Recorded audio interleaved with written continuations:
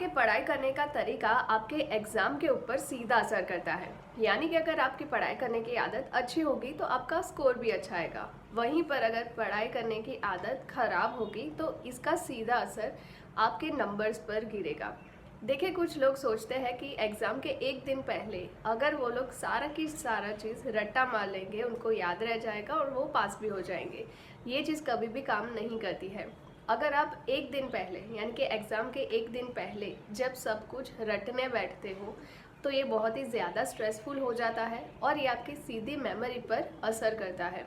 इसके अलावा देखिए, अगर आपको कोई चीज़ लंबे समय तक याद रखनी है तो उसमें कंसिस्टेंसी होनी ज़रूरी है।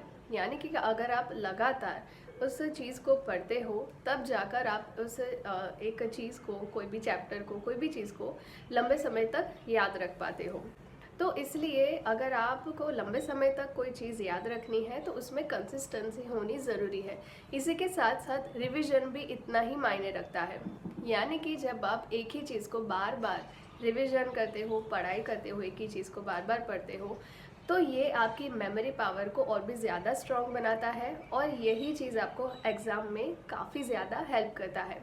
देखिए, मल्टीटास्किंग करना पढ़ाई के दौरान काफ़ी ज़्यादा एक्टिंग होता है। अगर आप काफ़ी ज़्यादा अलग अलग चीज़ें करते हो, पढ़ाई करने के टाइम पर आप टीवी भी देखते हो, म्यूज़िक सुनते हो, या तो फिर एक ही टाइम पर दो दो तीन तीन अलग अलग सब्जेक्ट पर स्टडी करते हो, तो ये काफ़ी ज़्यादा काफ़ी ज़्यादा आपके माइंड को डिस्ट्रैक्ट करता है, आपका कंसंट्रेशन लेवल पूरी तरह से बिगाड़ देता है। तो पढ़ाई करते वक्त या तो फिर कोई भी एक सब्जेक्ट पर पढ़ाई करते वक्त सिर्फ एक ही चीज़ पर ध्यान देना चाहिए, जिसकी वजह से आप उस चीज़ को अच्छे से याद रख पाते हो और ये आपकी एग्ज़ाम में भी हेल्प करता है। देखिए, पढ़ाई करनी ज़रूरी है, मगर ऐसा नहीं है कि आप पूरे दिन पढ़ाई करते रहो।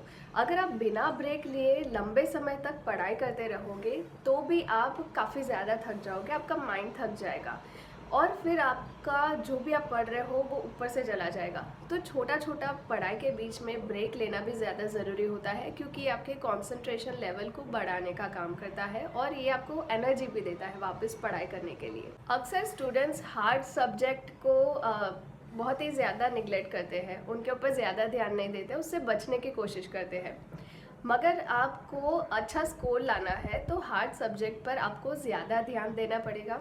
कॉन्फिडेंस और थोड़ी सी समझ को बढ़ाने के लिए आप हार्ड सब्जेक्ट पर ज़्यादा स्टडी करें। रट्टा मारने से आपको कोई कोई चीज़ें बेशक याद रह जाती होगी जो इजी है, मगर कुछ हार्ड सब्जेक्ट जैसे कि मैथ्स, साइंस और ये सारी चीज़ों में आपको लॉजिकली भी सोचना होता है। आप सिर्फ रट्टा मार के उसका आंसर नहीं दे पाओगे, तो इसलिए आपको अच्छे से पढ़ाई करनी चाहिए, उसके ऊपर ज़्यादा ध्यान देना चाहिए। याद शक्ति को बढ़ाने के लिए नींद भी उतनी ही ज़्यादा ज़रूरी है। अक्सर बच्चे लंबे समय तक रात में पढ़ते रहते हैं या तो फिर सुबह में जल्दी उठ जाते हैं, तो उनकी नींद पूरी नहीं होती है। तो इसलिए नींद भी अच्छे से लेना ज़रूरी है। ज़रूरी मात्रा में नींद लेने से याददाश्त बढ़ती है और ये आपके कंसंट्रेशन लेवल को भी बढ़ाने का काम करती है। पिछले एग्ज़ाम के पेपर्स भी आप उसके ऊपर स्टडीज़ कर सकते हो। ऐसा करने से एग्ज़ाम की पैटर्न को समझने में मदद मिलती है और आप एक कॉन्फिडेंस के साथ एग्ज़ाम दे पाते हो। इस वीडियो को आप ज़रूर शेयर करें और मेरे चैनल को भी ज़रूर सब्सक्राइब करें।